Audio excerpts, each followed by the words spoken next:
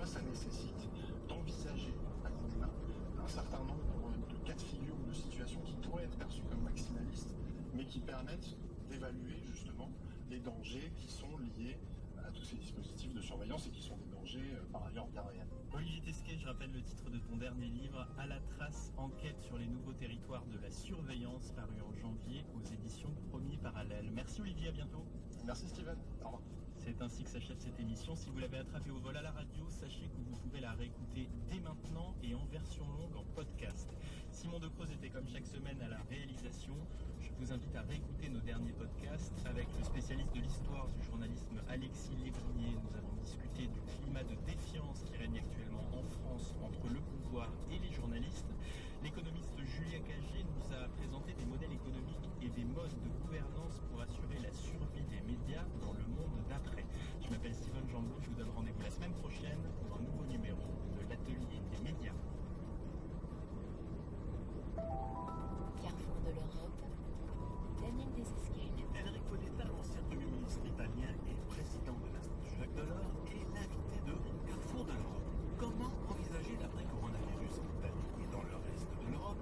L'initiative franco-allemande d'un fonds de relance financé par un emprunt de la Commission marque-t-elle un tournant dans la construction européenne? Carrefour de l'Europe, Daniel Desesquelles.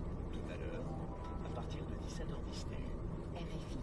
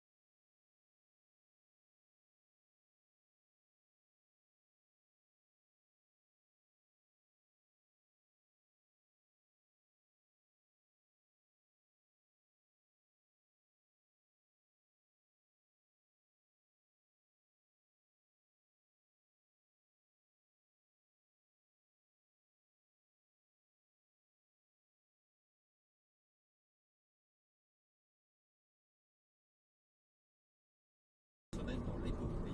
17 mai 2020, nous apprenions la disparition à l'âge de 55 ans du guitariste, chanteur et organiste afro-américain Lucky Peterson. Très respecté en Europe et notamment en France, il était venu plusieurs fois nous rendre visite dans nos studios au fil des années. Ce n'est pas sans émotion que nous allons saluer sa mémoire aujourd'hui en vous proposant de réécouter quelques-unes de ses interventions sur notre antenne. Nous allons d'abord remonter de 15 ans en arrière. Nous sommes le 23 mai 2005 et ce jour-là, Lucky Peterson acceptait de nous raconter son aventure musicale qui débuta en 1969.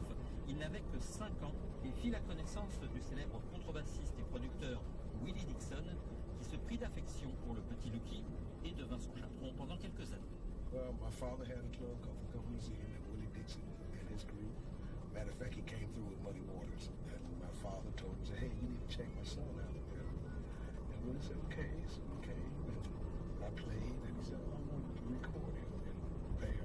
And then we took a spot in Willie Dixon's studio and recorded my first single called 1, 2, 3, 4. And on the flip side was a group Candy. C'est incroyable ce qui s'est passé. En fait, son père, Lucky Peterson, tenait un club qui s'appelle le Governor's Inn. Et dans ce club venaient régulièrement des musiciens. Et un jour, s'est passé une